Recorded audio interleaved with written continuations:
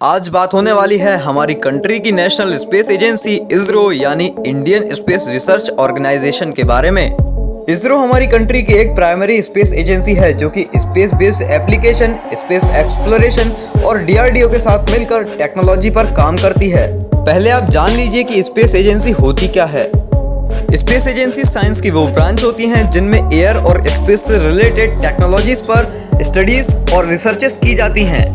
इसरो का हेडक्वार्टर बेंगलुरु में है और इसके सारे के सारे एम्प्लॉयज और कैबिनेट मेंबर्स इंडियन गवर्नमेंट के अंडर में काम करते हैं। तब कि वहाँ क्या चल रहा है, किस मिशन की प्लानिंग हो रही है और कौन सा मिशन परफॉर्म करना है, इस सब की इंफॉर्मेशन सबसे पहले प्राइम मिनिस्टर को जाती है। इसरो के पूरे डिपार्टमेंट को हैंडल करने की पावर केवल दो लोगों में ही होती है, एक प्राइम मिनिस्टर और दूसरे उसके मेन चेयरमैन, जिनका नाम K7 है, जो कि आप जानते ही होंगे।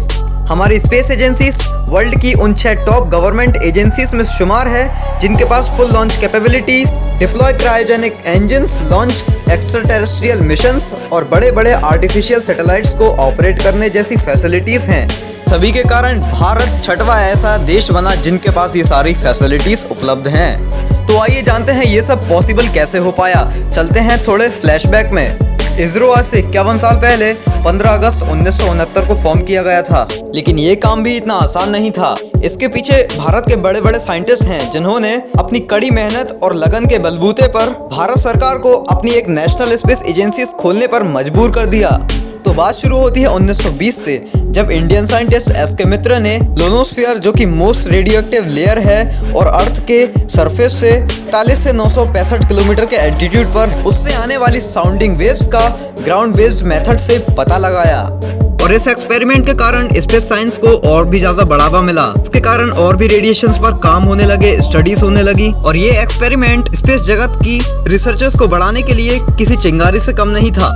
जैसे इंडिया के the great scientist CV Raman और मेघनाथ साहा ने अपने अपने प्रिंसिपल दिए जो कि स्पेस साइंस में बहुत ही ज्यादा एप्लीकेबल थे। लेकिन 1945 के बाद जैसे जैसे टाइम बीतता गया, इंडियन गवर्नमेंट को स्पेस टेक्नोलॉजी में डेवलपमेंट की जरूरत महसूस हुई।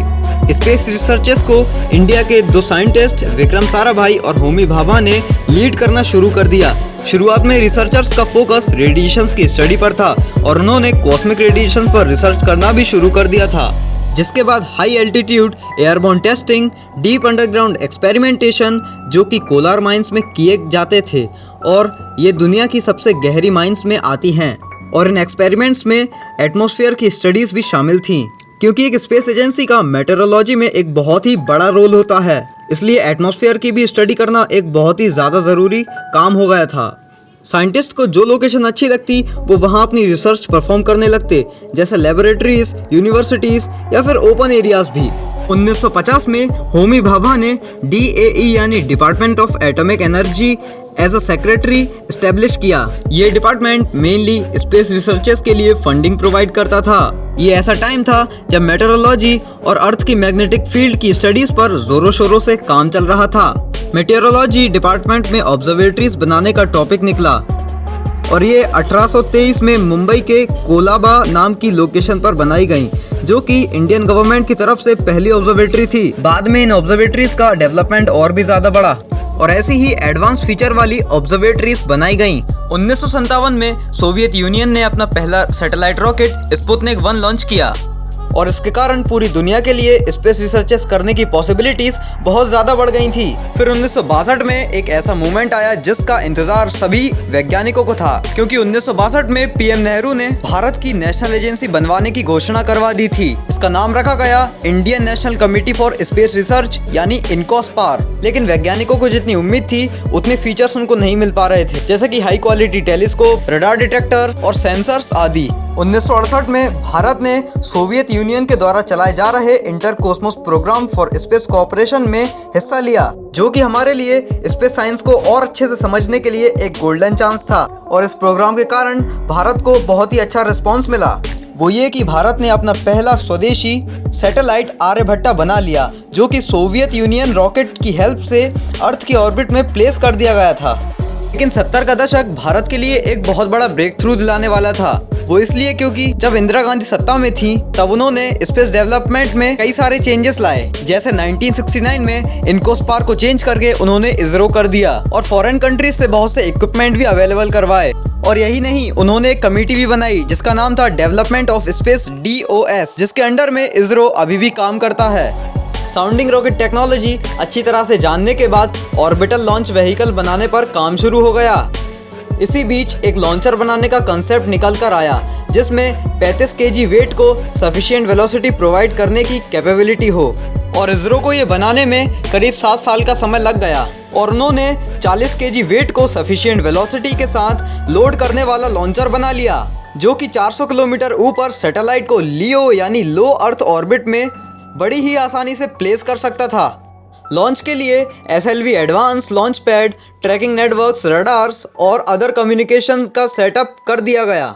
इस एडवांस लॉन्च सिस्टम से पहला लॉन्च 1979 में किया गया और इस सैटेलाइट का नाम था रोहिणी सीरीज, और जो कि SLV यानी सैटेलाइट लॉन्च व्हीकल में आती है। लेकिन ये सैटेलाइट अनफॉर्चुनेटली उस ऑर्बिट को क्रॉस नहीं कर पाई जिसको इसे क्रॉस करना था। लेकिन 1980 में अगला अटेम्प्ट किया गया। इसके सक्सेसफुली लॉन्च के कारण ये Soviet union, USA, France, China और जापान के बाद छठा ऐसा देश बन गया जिसने लो अर्थ ऑर्बिट में सक्सेसफुली अपनी सैटेलाइट लॉन्च कर दी हो। LPSC यानी लिक्विड प्रोपल्सन सिस्टम को 1985 में सेटअप किया गया, जिसके कारण हम और भी पावरफुल इंजन विकास को बना पाए, जो कि फ्रेंच इंजन पर बेस्ड था।